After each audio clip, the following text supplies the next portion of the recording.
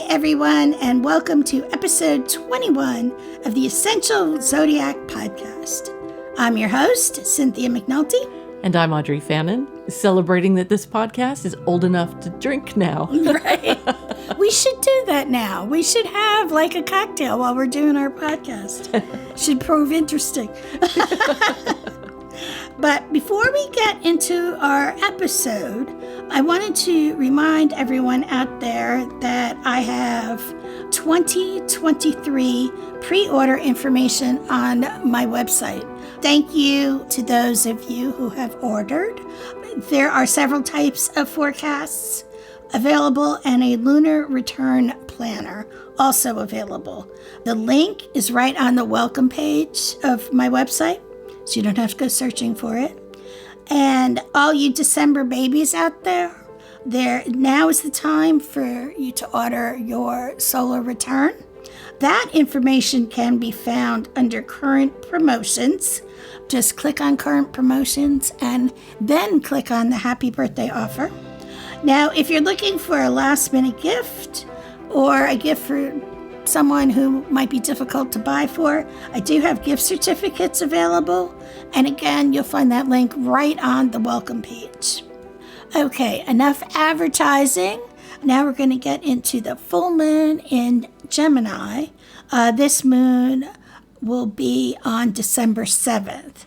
Now, the Gemini moon is exactly opposite the Sagittarius Sun on the wheel. That's how we know it's a full moon, when the sun and the moon are opposite each other. So this Gemini Sagittarius polarity is a mental access, because Gemini is all about how we think, how we gather information. And Sagittarius, even though that's a fire sign, that is also an information gathering type of energy. Gemini represents the lower mind. Sagittarius represents the higher mind. It's about wisdom, higher learning, things like that. A Gemini moon encourages us to think logically, while Sagittarius persuades us to think in a broader manner. Sagittarius wants us to look at the big picture, but Gemini helps us keep track of the details. Sagittarius symbolizes the quest for meaning and ideas that expand upon the here and now.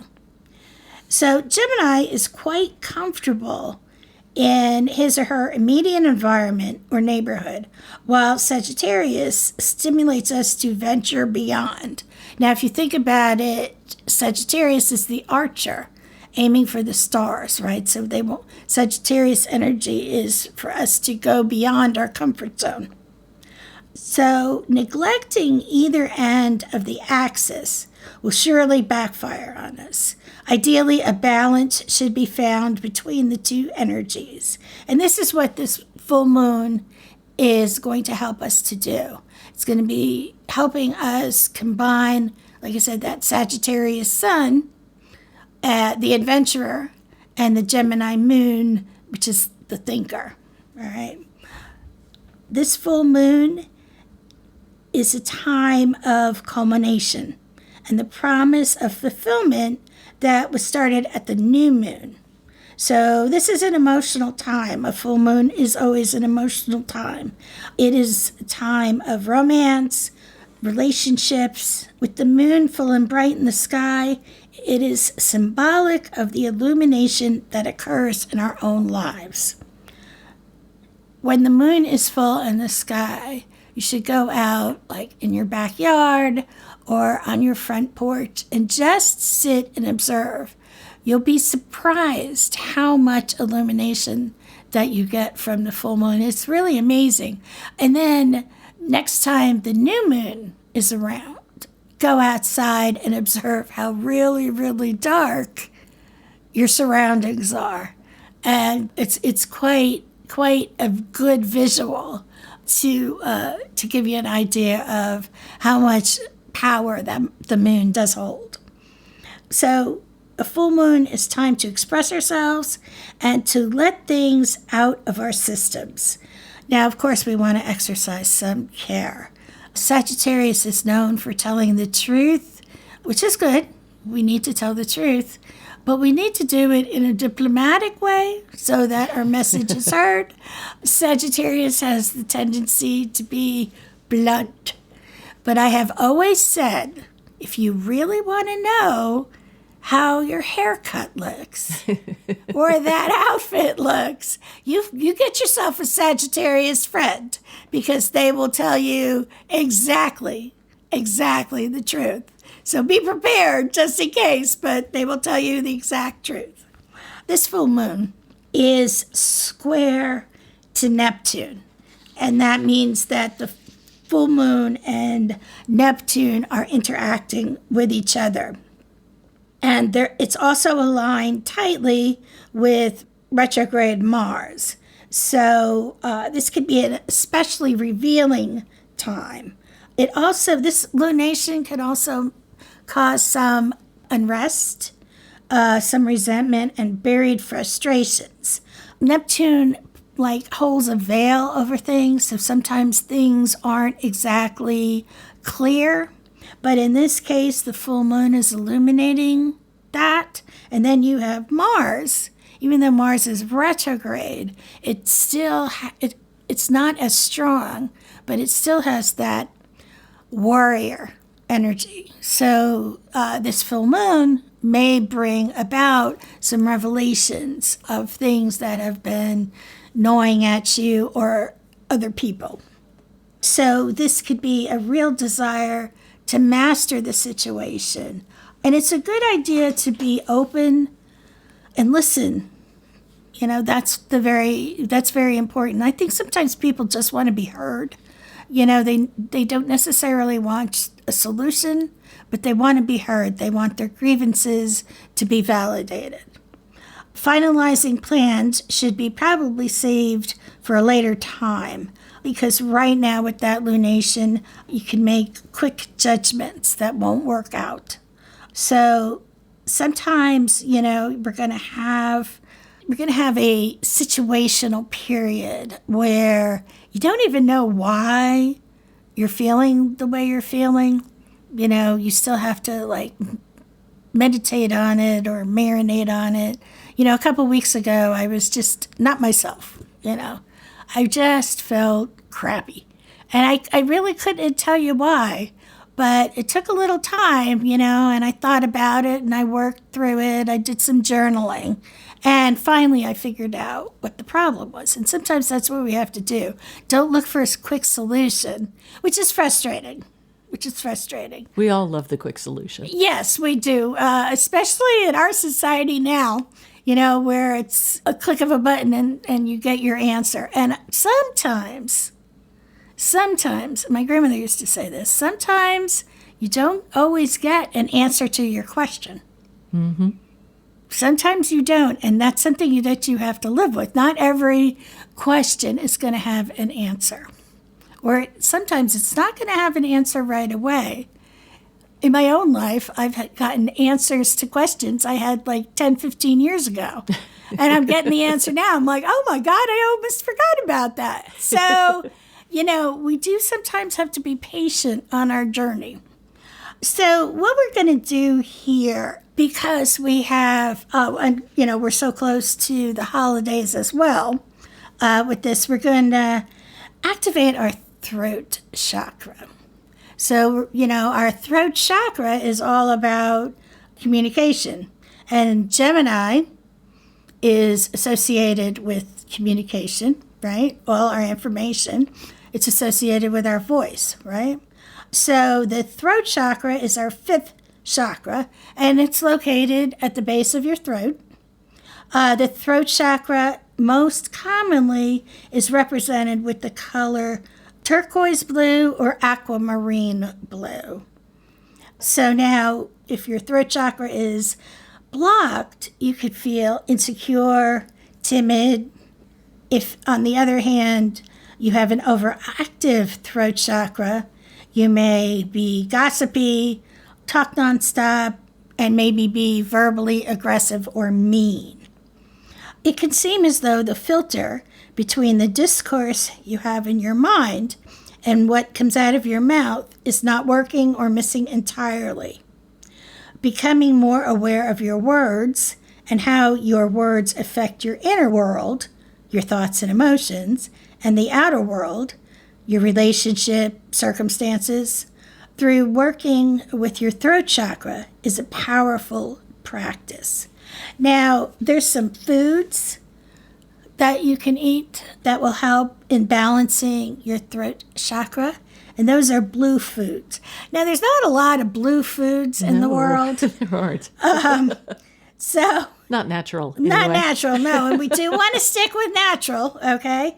But blackberries and blueberries are a good food. And if you can't find them fresh, or if they cost $1 million fresh, you can always do frozen, or get yourself some blackberry or blueberry jams and jellies. Sometimes, if you know a friend who has an overactive blueberry patch, Who could that be? Audrey, and she's a kind soul, she'll give you blueberry jam if you need it. So, also too, plums are bluish, right? The skin is blue. Obviously, the flesh is like a yellow, but they would be good. Also, seaweeds are good for the throat chakra, such as wakame, kelp, or kombu.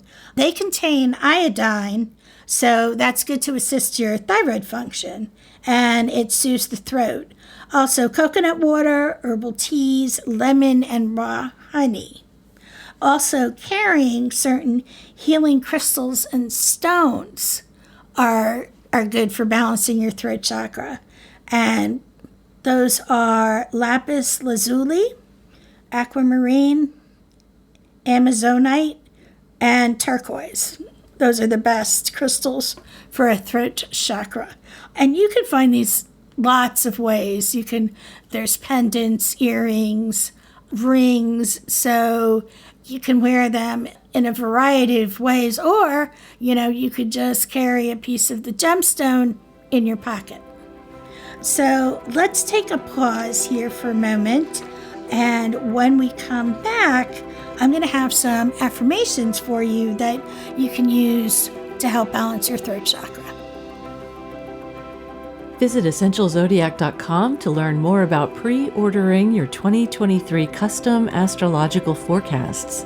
There's a daily and monthly forecast based on your unique birth information and a monthly lunar forecast. And while you're at the website, also be sure to subscribe to the monthly Skywatch Journal. If you'd like to get early access to that newsletter, sneak peeks about new episodes and special topics, even a private discussion group, consider becoming a patron of this podcast. Just click on the red Become a Patron link on the website for details. Now back to you, Cindy. Thank you very much. So now we're going to do some affirmations. And what I suggest when we're doing affirmations is, at first, write them down in your journal so that you always have a copy of what to do if you feel that your throat chakra is blocked. And then when you want to use them, copy them onto a Post-it note and put it on your bathroom mirror or your makeup mirror where you can see it in the morning when you're getting yourself ready for your day. And, you can repeat the affirmations. Or also, too, sometimes if you feel you really need to get your throat chakra unblocked, you can also do it in the evening before you go to bed.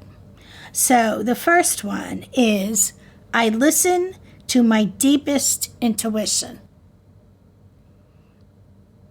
I listen to my deepest intuition. I am blessed with an inner voice. I am blessed with an inner voice.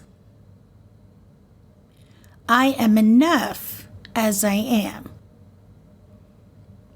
I am enough as I am. And last one, I trust my inner guidance. I trust my inner guidance. Now remember, when you do repeat these, repeat them with feeling. Just don't do it like you're reading off a grocery list. Really embrace the message of the affirmations. So that brings this episode to a close. Stay tuned for my upcoming 2023 predictions in January. That will be a special episode, so stay tuned for that. I'll have a date shortly, and I hope to see you all there. But before that, I have a special episode coming up for Yule, or the winter solstice, with a very VIP guest, a dear friend, Susanna Ravenswing. We go way back, Susanna and I, way back. And I'm very excited that she's agreed to come on my little podcast. She and I will be discussing her new book about her path as a shaman called Singing to the North Wind. I've started reading it. It's fantastic. We're really going to have a great show, so you don't want to miss that. I am very excited. It's going to be awesome. So until then, my friends, remember, with astrology, you can chart your life's course. Thanks for joining us for our 21st episode of the Essential Zodiac podcast. You can find us on your favorite podcast sites and also on Facebook, Twitter, Instagram, and YouTube. We hope you'll like, share, and follow our podcast.